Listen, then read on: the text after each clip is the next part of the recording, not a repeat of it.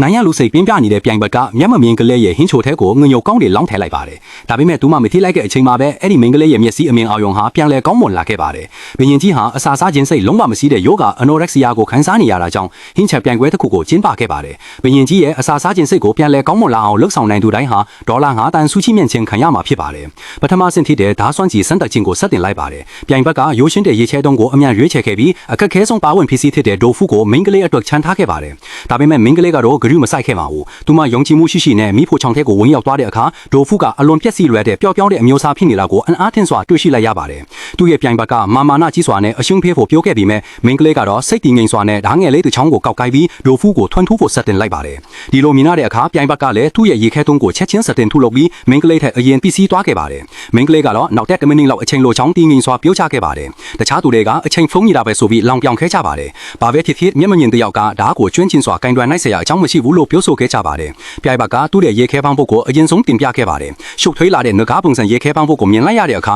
ဘရင်ကြီးကသူ့မရဲ့ဓာတ်စွမ်းရည်ကိုပျော်ရွှင်စွာချီးကျူးခဲ့ပါတယ်။သူမကတော့အနိုင်ရရှိပြီလို့တေချာနေခဲ့ပါတယ်။အဲ့ဒီအချိန်မှာတော့ပြိုင်ပွဲအချိန်ပြည့်သွားပါပြီ။လူတိုင်းကမင်းကလေးရှုံးနေသွားပြီလို့ယူဆနေတဲ့အချိန်မှာသူမကသူဖန်တီးထားတဲ့လက်ရည်နဲ့ရုတ်တရက်ရောက်ရှိလာခဲ့ပါတယ်။ဘရင်ကြီးကသူမရဲ့လက်ရည်ကိုအလွန်စိတ်ဝင်စားခဲ့ပါတယ်။ဒါပေမဲ့အနီးကကြည့်လိုက်တဲ့အခါကြေမွားနေတဲ့တိုးဖူအပိုင်အစားလေးတွေကိုသာမြင်တွေ့ခဲ့ရပါတယ်။လူတိုင်းကရေမောကြပါတယ်။ပြိုင်ဘက်ကဘရင်ကြီးကိုလှည့်ဖျားဖို့စူးစမ်းနေတာလို့ဆွဆွဲပြောဆိုပါတယ်။ဒါပေမဲ့မင်းကလေးကဘရင်ကြီးကိုတိုးဖူဘောကိုရင်နွေးတိုးလောင်းချပေးဖို့တောင်းဆိုခဲ့ပါတယ်။ဘရင်ကြီးကလည်းနားမလဲစွာနဲ့ပဲသူမတောင်းဆိုတဲ့အတိုင်းလှုပ်ဆောင်ပေးလိုက်ပါတယ်။နောက်တစ်ခဏမှာတော့တိုးဖူအပိုင်အစားလေးတွေဟာတစ်ခုပြီးတစ်ခုပွင့်လန်းလာပြီးတကယ်အသက်မလာပါတဲ့ပန်းပွင့်များဖြစ်ပြောင်းလဲသွားခဲ့ပါတယ်။လူတိုင်းအငားတင်သွားကြပါတယ်။ဘရင်ကြီးကမင်းကလေးရဲ့ဖန်တီးနိုင်စွမ်းကိုချီးမွမ်းဂုဏ်ပြုခဲ့ပါတယ်။သူမပထမအဆင့်ကိုအလွယ်တကူအနိုင်ရရှိခဲ့ပါတယ်။ဒုတိယအဆင့်ကတော့ဟင်းချိုလက်ပြမဲ့စိန်ခေါ်မှုဖြစ်ပါတယ်။မင်းကလေးကတော့မိုးလက်ဆက်ဆက်ပြီးကိုရဲထဲမီးကိုမြင့်တင်ပြီးအရသာရှိတဲ့မိုးဟင်းချိုကိုချက်ပြိုဟိုးပြန်ဆင်နေခဲ့ပါတယ်။ပြိုင်ဘက်ကနောက်ထပ်တစ်ခါရှုံးနေမှာကိုကြောက်ရွံ့တာကြောင့်ငရုတ်ကောင်းပန်းကလုံးကြီးတစ်လုံးကိုယူပြီးဘရင်ကြီးဟာအဆက်အရသာကိုမုံဒီမန်းတည်တဲ့အတွက်